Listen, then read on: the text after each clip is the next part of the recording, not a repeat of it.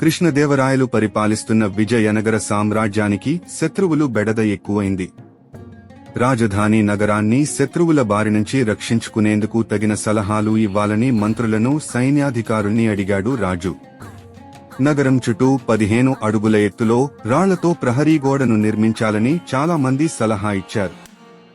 ఈ ఆలోచన రాజుకు నచ్చింది. వెంటనే గోడ నిర్మాణానికి తగిన ఏర్పాట్లు చేయమని ఆదేశించాడు. వేల మంది కష్టపడటంతో భారీ గోడ నిర్మాణం నెల రోజుల్లోనే పూర్తయిపోయింది. ఆ ఎత్తైన గోడ ముఖద్వారానికి ఇనుప తలుపులు ఏర్పాటు చేశారు. రాతి గోడ గట్టితనం, తలుపుల బలం పరీక్షించడానికి ఓ రోజు రాయలు వచ్చాడు. గోడను ఏనుగుల చేత కుమ్మించి ఫిరంగి గుళ్లతో కొట్టించాడు సైన్యాధిపతి. కాని అవి ఏమాత్రం చెక్కుచెదరలేదు. రాయలు ఎంతో ఆనందించి, ఇకపై మన భద్రతకు లోటు లేదు.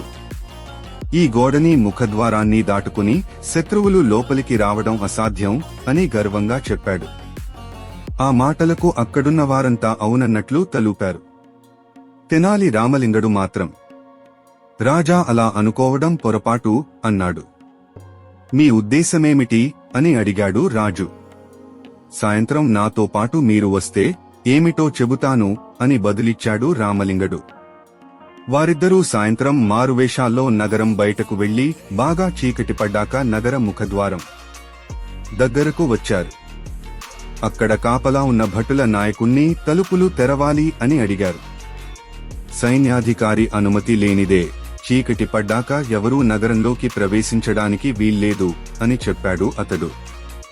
రామలింగడు అతన్ని పక్కకు తీసుకుపోయి చేతిలో 10 బంగారు నాణేలు పెడుతూ, మాకు నగరంలో చాలా ముఖ్యమైన పని ఉంది, ఎలాగైనా లోపలికి పంపాలని అడిగాడు.